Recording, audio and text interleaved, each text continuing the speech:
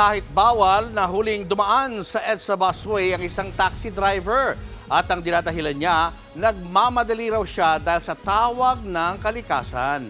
Nasa frontline na balitang yan si Faith Del Mundo. Hinarang ng mga tauhan ng Special Action and Intelligence Committee for Transportation o SAIC ang isang taxi driver kahapon. Naaktuhan siyang dumaan sa EDSA busway kahit bawal. Nang tanungin siya ng mga otoridad, sinabi niyang dumaan siya sa busway dahil sa tawag ng kalikasan.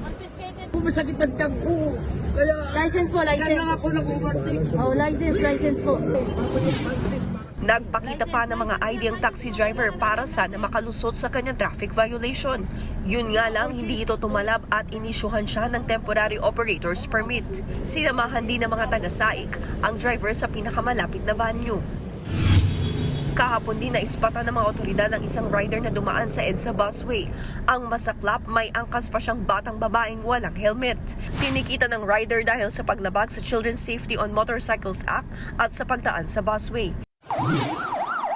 Hindi naman nakalusot ang mga ambulansyang dumaan sa EDSA busway kahit walang sakay na pasyente. Gaya na lang ng isang ambulansya na pag-aari ng Armed Forces of the Philippines. Giit ng driver ng ambulansya, may susunduin siyang pasyente. Pero nang tingnan ang kanyang trip ticket, nakalagay dito na may kukunin lang siyang specimen para sa isang medical test. Nagmatigas pa ang driver pero tinikitan din. Sa kabuuan, higit 60 sasakyan ang tinikitan ng SAIC kahapon dahil sa pagdaan sa EDSA busway at iba pang traffic violation. 2 sasakyan naman ang ipina-impound. Nagbabalita mula sa Frontline, Faith Del Mundo, News 5. Mga kapatid, Julius Babaw po. Iba na ang may alam at may pakialam sa panahon ngayon.